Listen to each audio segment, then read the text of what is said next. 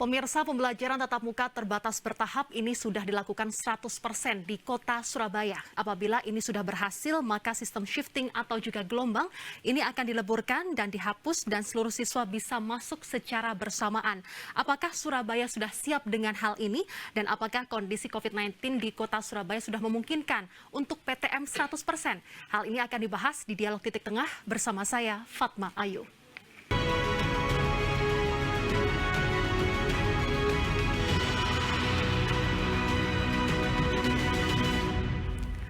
Pemirsa, Anda menyaksikan Dialog Titik Tengah kali ini membahas terkait dengan evaluasi PTM 100% di Kota Surabaya bersama Wali Kota Surabaya, Bapak Eri Cahyadi. Selamat siang, Pak Eri. Selamat siang, Mbak Fatma.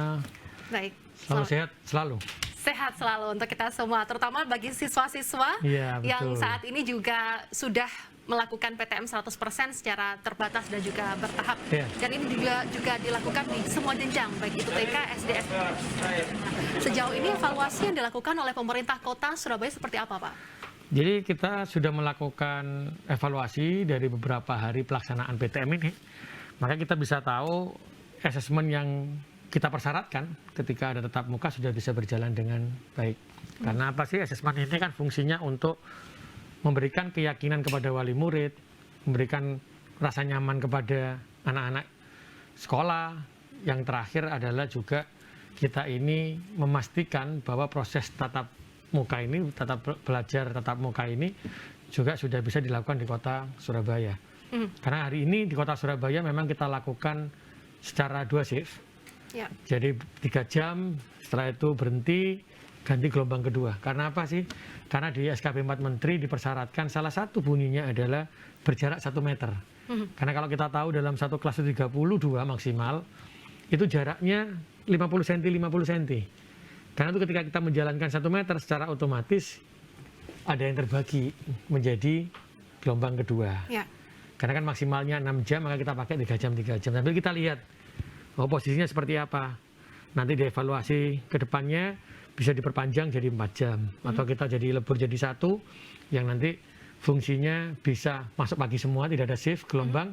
Tapi dengan syarat ya tadi harus jarak 1 meter. Ini yang kita lagi pikirkan bagaimana dengan jarak 1 meter. Karena setiap kelas itu jaraknya kalau masuk semua 100% 32 itu jaraknya 50 cm. Oke, pertanyaannya apakah dengan sistem yang nantinya berjarak 1 meter atau juga setengah meter, ini nanti untuk bangunan sendiri atau ruang-ruang kelas ini sudah cukup baik kondisinya untuk ruang-ruang kelas yang ada di kota Surabaya sehingga tidak terlalu berdempetan satu sama lain, entah itu untuk ventilasi atau jendela dan lain sebagainya. Seperti apa, Pak? Alhamdulillah, tadi kita lakukan hari ini dengan jarak 1 meter. Insya Allah semua kelas ventilasinya sudah berjalan semua. Karena itulah kita berani untuk melakukan PTM. Dan situ dituangkan juga kalau level 1 juga bisa dilakukan tatap muka. Dan alhamdulillah di Surabaya sudah berjalan itu. Tapi yang kita pastikan kita tetap akan mempertahankan jarak 1 meter itu dulu. Sehingga ada keyakinan, oh ini pasti aman dan nyaman begitu. Sehingga untuk itu di Surabaya tetap akan melakukan 2 shift dulu sampai beberapa minggu ke depan sambil kita lihat terus evaluasi bersama. Oke, berarti masih beberapa minggu ke depan akan dilakukan shifting atau gelombang. Betul, karena kita nanti akan melibatkan dari Pentahelik, kita melibatkan dari MKKS negeri, MKKS swasta. Karena saya selalu katakan tidak ada beda negeri dan swasta. Sehingga kita duduk bersama. Bagaimana para guru ini nanti merasa safe, merasa nyaman, bagaimana murid ini sehingga ada bermasukan, kita lakukan keputusan bersama dengan DPRD pastinya insya Allah. Dan untuk pertanyaan selanjutnya adalah orang tua, ini juga persetujuan orang tua ini juga sangat diperhatikan oleh pemerintah kota Surabaya. Dan kami memantau juga masih banyak orang tua yang masih belum percaya diri anaknya disekolahkan begitu untuk pembelajaran tatap muka. Bagaimana pemerintah kota Surabaya menyikapi hal ini, Pak? Karena di dalam SKB 4 Menteri, itu diwajibkan sebenarnya. Tidak ada lagi istilahnya setuju atau tidak setuju. Karena itu kita lakukan tetap hari ini, tapi untuk uji cobanya ini kita tetap lakukan dengan hybrid. Tapi tertentu nanti setelah 1 minggu ke depan kita akan evaluasi bersama dengan guru MKKS negeri dan swasta dengan DPRD kita putuskan bersama. Kalaupun itu tidak ada hibrid, ya kita tidak ada hibrid, kita lakukan. Ya. Tapi yang ingin saya lakukan adalah, ini adalah kesepakatan bersama. Ya. Bukan pemerintah kota yang merasa sempurna, tidak. Tapi semua negeri dan swasta kumpul, para guru sudah yakin, dan itu adalah yang terbaik, kita lakukan. Oke, Pak, bagaimana terkait dengan vaksinasi COVID-19, terutama untuk anak-anak, ini memang sudah dilakukan PTM 100%. Ya. Dan untuk anak 6 hingga 11 tahun, capaian vaksinasi di kota Surabaya yang awalnya ini 100% pada akhir Januari, apakah sudah tercapai hingga saat ini? Nanti akan dibahas di Dialog Titik Tengah. Kali ini di segmen kedua, pemirsa jangan kemana-mana, kami akan segera kembali. Usai jeda.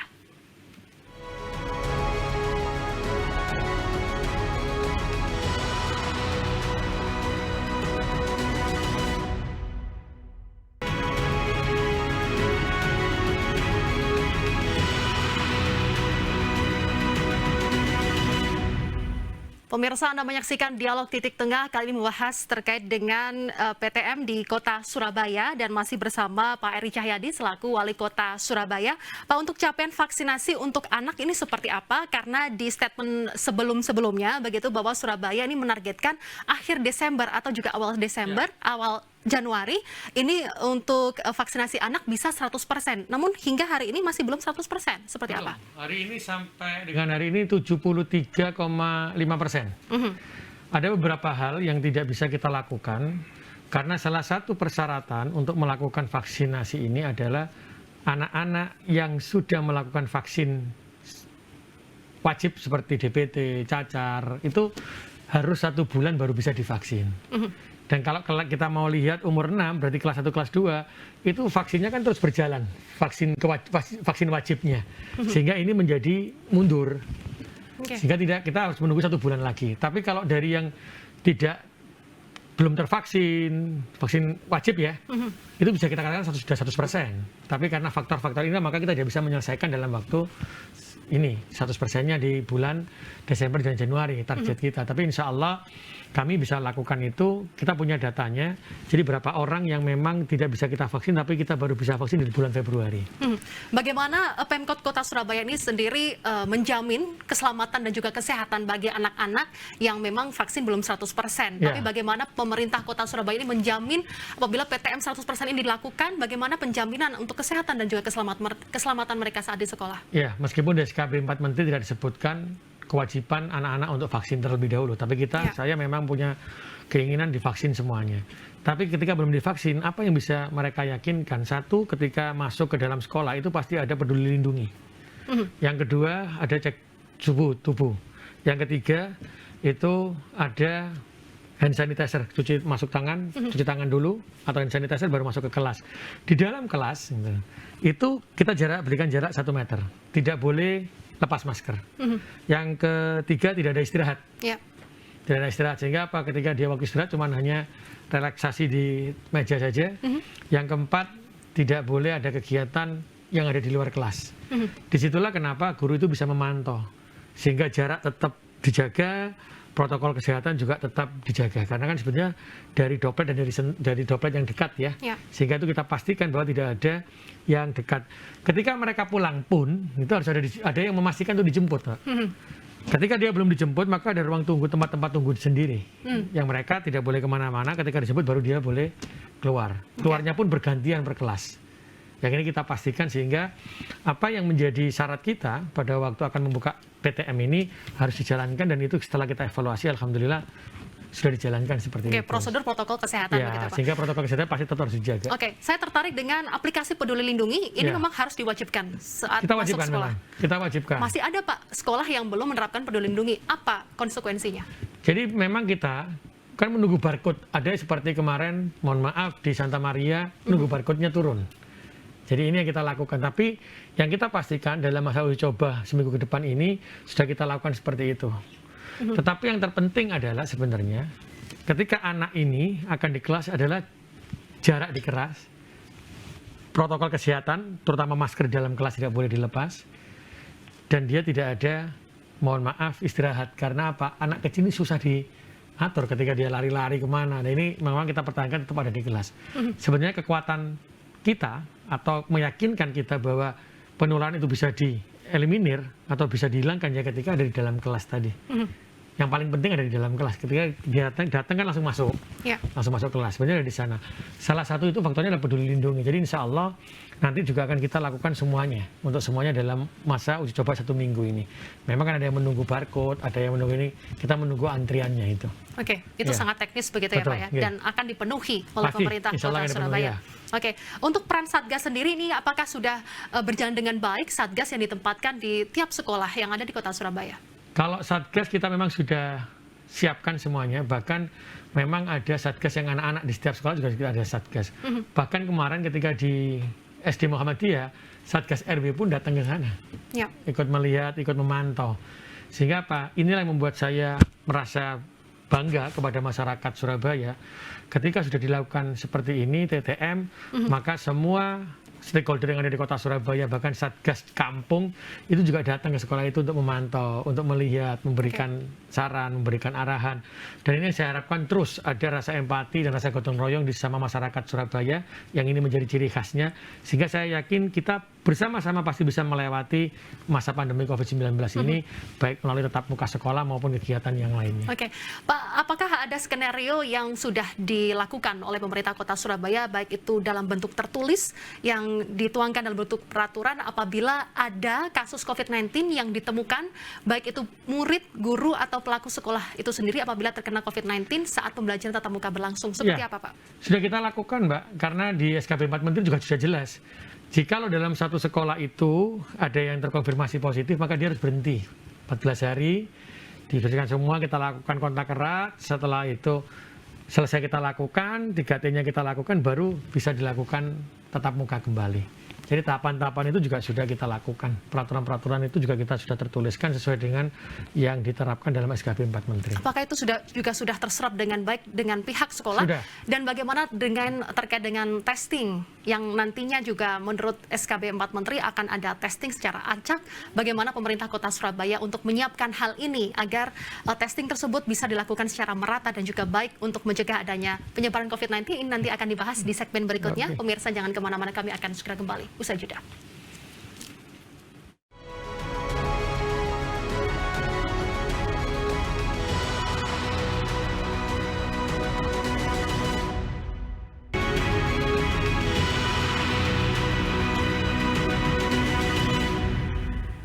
Saya langsung saja ke Pak Eri Cahyadi selaku Wali Kota Surabaya. Bagaimana terkait dengan testing yang dimungkinkan ini terjadi saat PTM berlangsung ini, Pak? Jadi memang kita sudah syaratkan ke PTM ini kita lakukan testing secara acak untuk pengawasan. Ya. Kita lakukan secara acak di masing-masing sekolah, dan itu kita lakukan. Karena ini adalah salah satu pengawasan ketika terjadi naudzubillah min dzalik ya, ketika memang salah satu ada yang positif nanti begitu. Sehingga kita bisa dari testing itu bisa kita ketahui, setelah itu kita bisa lakukan hari itu siapa yang masuk, kita bisa lakukan kontak erat. Itu salah satu kenapa kita lakukan testing. Ya. Dan itu berjalan. Sebenarnya seperti tatap muka, tidak tatap muka pun juga kita lakukan sebenarnya. Selain di tatap muka di Surabaya ini untuk COVID-19, karena buat saya COVID-19 ini untuk tatap muka bukan hanya terjadi di sekolah. Tapi kan kadang-kadang anak-anak ini juga bisa bermain di rumahnya, bahkan tidak pakai masker ketika di luar rumah. Malah di sekolah dia lebih aman. Kecuali kalau memang di rumah nggak keluar sama sekali ya. Dan inilah kita juga tetap lakukan yang di masing-masing RW, RT, itu juga kita lakukan ada swab massal, ada testing yang hari ini swab hunter, juga ada vaksin hunter yang kita lakukan di malam hari, itu yang kita lakukan terus. Jadi selain di PTM kita lakukan, swab massal, terus testing yang kita lakukan di luar area sekolah juga kita lakukan. Jadi insya Allah itulah bisa menjadi penguat kita semuanya untuk meyakinkan bahwa di PTM ini juga insya Allah paslah lebih aman sehingga wali murid mempunyai kepercayaan untuk memberikan izin kepada anaknya untuk mengikuti tatap muka. Oke, Pak, PTM saat ini masih berlangsung dan kondisi COVID-19 saat ini juga masih mengkhawatirkan, tidak boleh disepelekan walaupun di Surabaya sudah landai begitu. Bagaimana Pemkot Surabaya ini menyikapi terkait dengan adanya varian baru Omikron, lalu juga dengan PMI yang nantinya dijadwalkan juga akan karantina di Asrama Haji Sukolilo Surabaya. Ini seperti apa, Pak? Jadi terkait dengan Omikron hari ini alhamdulillah masih satu yang kemarin dari Bali. Setelah kita lakukan kontak erat, baik yang karena dia kita indikasikan punya stand di toko ya, pasar gitu, kita lakukan juga kontak erat yang ada di pasar, kontak erat tetangganya dan keluarganya, ternyata dari semuanya negatif. Hanya satu yang positif, tapi kita lakukan tesnya hari ini juga belum keluar ya, apakah Omikron atau tidak. Sehingga dapat kita simpulkan adalah satu gitu. Yang kedua, ada Omikron atau tidak ada Omikron, pemerintah Kota Surabaya ini terus melakukan yang namanya 3T.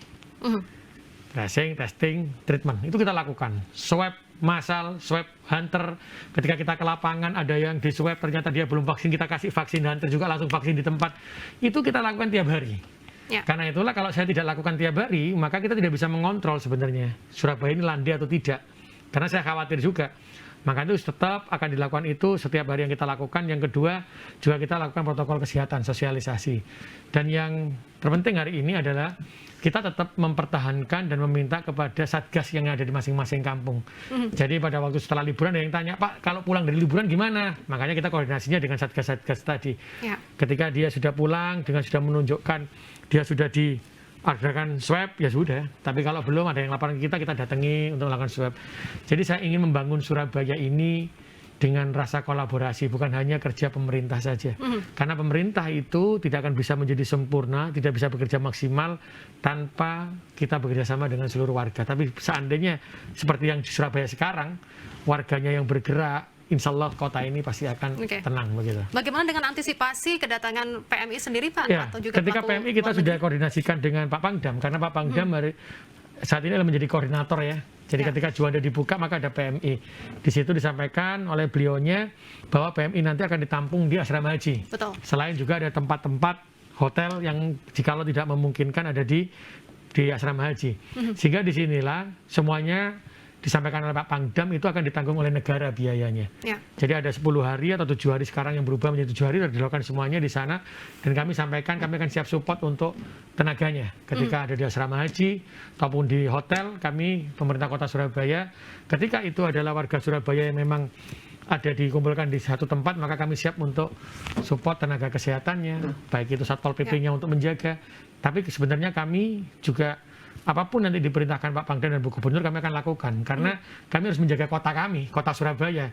Karena mau tidak mau meskipun bukan orang Surabaya, tapi ketika dilakukan isolasi mandirinya di kota Surabaya, berarti kan ini menjadi tanggung jawab saya juga. Ya. Sehingga ketika kekurangan atau tenaga apapun kita akan sampaikan, jika dibutuhkan kami siap support penuh. Oke, tentunya dengan kondisi COVID-19 yang tetap terkontrol atau tetap landai, maka seluruh sektor-sektor akan berjalan dengan baik, termasuk ekonomi, pembelajaran tatap muka, pendidikan, dan lain sebagainya. Semuanya. Karena saya harus menjaga tetap landai. Ya, semoga saja ya Pak ya. Amin. Karena doanya orang Surabaya lebih mustajabah. Betul. Kita harus berikhtiar semaksimal mungkin. Pak, salah satu indikator kenyamanan juga untuk pembelajaran tatap muka adalah juga saat ini musim hujan begitu. Di Surabaya akhir-akhir ini ya kondisinya banjir. Seperti apa Pak penanganannya akhir-akhir ini? Saya mohon maaf atas nama pemerintah Kota Surabaya dan atas nama pribadi. Sehingga ketika dulu saya pada waktu Kepala Bapeko, saya merencanakan Kota Surabaya ini ketika menampung hujan dengan 2 cara. Ya. Ada yang dilakukan penampungan dengan cara gravitasi, yang kedua dengan pompa. Dengan menghitung intensitasnya hujan itu ada 2 kali lipat. Tapi ketika sekarang dilakukan, BMKG mengumumkan bahwa intensitasnya itu bisa 5 bahkan lebih, dan memang terjadi hujannya lebat seperti itu 5 kali lipat, maka secara otomatis yang gravitasi tidak mungkin dilakukan lagi, sehingga perlulah namanya pompa untuk menarik. Yang kedua adalah menarik beban, menunggu beban. Beban ini tidak bisa dibebankan dari beberapa catch area, sehingga itu harus kita rubah-rubah dan kita potong-potong. Dan itu kita lakukan sudah pada hari ini. Contoh yang sudah kita lakukan di Dharma Wangsa. Dharma Wangsa tidak setiap tahun juga hujannya juga banjir di Dharma Wangsa. Cuman kemarin genangannya lebih tinggi lagi karena intensitasnya juga tinggi hujannya. Karena itulah kita akan pasang namanya skru Kalidami. Setelah itu kita tarik dengan pompa yang ada di Busem Kalidami. Di titik tertentu juga seperti saluran Srikana tidak mungkin dia bisa menampung dari Biliton, dari Pucang, sehingga yang dari Biliton kita akan tarik lagi. Yang dari Biliton kita akan tarik ke arah Siloam. Targetnya kapan Pak untuk selesai? Kita lakukan di tahun 2022 ini. Kenapa? Saya mohon maaf betul, ketika kami tidak bisa melakukan di tahun 2021. Saya baru dilantik di Februari. Ketika anggaran saya masuk sudah selesai anggarannya, ini tidak ada. Nah, intensitas hujannya sekarang, sehingga kita lakukan di bulan ini, insya Allah di Februari kita lelang, dan saya nanti juga bisa diselesaikan di sekitar bulan April, bulan Mei. Kita tunggu janjinya akan ditepati, Pak Eri. Pak Eri, Harus pesan, itu. pesan terakhir dan juga harapan terkait dengan PTM 100% dan juga kondisi COVID-19 agar tetap landai, termasuk juga mencegah adanya bencana hidrometeorologi seperti apa, Pak? Singkat saja. Saya berharap warga Surabaya tetap menjaga protokol kesehatan, kita jaga-jaga bersama, karena bagaimanapun kalau COVID ini naik, maka yang rugi adalah kita, warga Surabaya. Perekonomian tidak bisa berjalan, semuanya akan ada pembatasan, karena itulah saya berharap tetap warga Surabaya protokol kesehatan jaga. Dan yang terpenting adalah imun tubuh kita. Imun tubuh kita adalah dari ikhtiar dohir dan ikhtiar batin kita. Saya titip warga Surabaya doanya. Baik, terima kasih Pak Eri Cahyadi, Wali Kota Surabaya. Semoga segala ikhtiar semaksimal mungkin. Ini tidak hanya pemerintah saja, tapi juga masyarakat juga turut ikut membantu untuk membangun Kota Surabaya. Sekali lagi terima kasih Pak Eri Cahyadi selaku Wali Kota Terima Surabaya. Kasih, Mbak. Siap, terima kasih. Pemirsa, saya Fatma Ayu pamit undur diri. Terima kasih atas kebersamaan Anda. Sampai jumpa. Sehat selalu.